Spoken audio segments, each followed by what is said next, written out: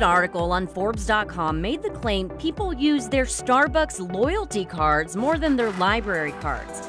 It reignited a debate happening for years now. Should we just replace libraries with an Amazon store?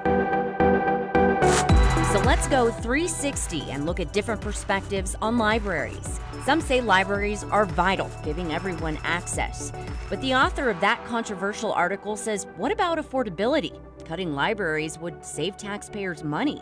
But there's more to libraries. Recently, they started staffing social workers to help the community. Some families, though, feel like it's become a homeless shelter, at times unsafe. And what about meeting people? Humans need that connection with others. They can find it at the library. Back to that author. He says books are now collector's items. But some young library patrons blend their digital world with the research tools of a library. Experience. There's nothing like turning the pages of a good book. Chapter 1. Libraries are vital. They give every community access, not just those that can afford it. Have you been in a public library lately? Because it's so busy here and we're such a hub for the community. Annie Kemmerling, a librarian at the downtown location, says public libraries are where people can get help, find entertainment, or learn something new. And that's especially important for low-income and immigrant populations.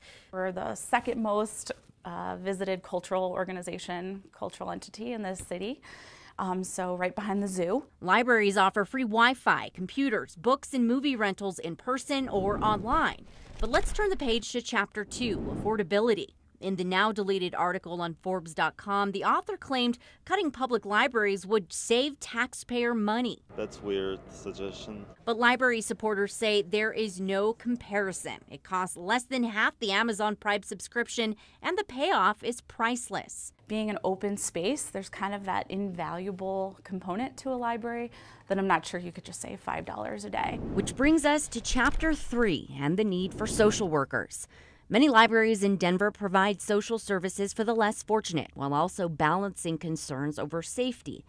Lisa Hardy helps those in hard times every day. Libraries are really community spaces for people, especially when they don't have a lot of other resources in their community or in their life. But as a result, not everyone feels safe at the library or the area around it, like Willie Hayes' girlfriend. She doesn't like the drug element, she doesn't like the criminal element. Some argue Denver's main library can feel like a homeless shelter. Libraries are not just a place to turn to for help and books, they're also a place to make friends. In Chapter 4, we explore the human connection. I do think you need a library to go to because it's a good place to meet people. And it's safe to say that love for books starts for kids at the local library. You can read them for free, and I just like them. You probably have memories of your library visits, the nostalgia. I actually really like books, and I like the feel of the paper of the books too. If you embrace technology, the smell of ink on paper isn't important to you like the convenience of a tablet as we dive into Chapter 5.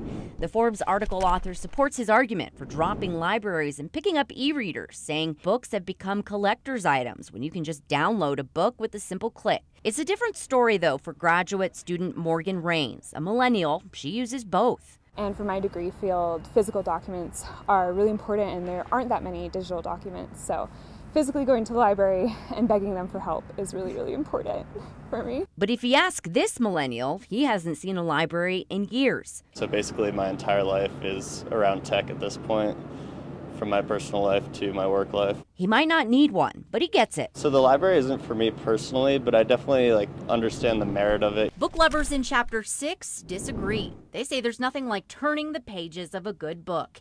A Tattered Bookstore co-owner and CEO Len Vlahos tells us print book sales are up. Reading a printed book and reading an ebook experientially it's just not the same. Some studies say you learn and remember more by reading on paper instead of an electronic screen. So what's next for our Colorado libraries? Data from our partners at the Denver Post shows more than 31 million visits to Colorado libraries in 2017. In Denver, 2,800 people visit one of the Denver public libraries every day, and that number keeps growing.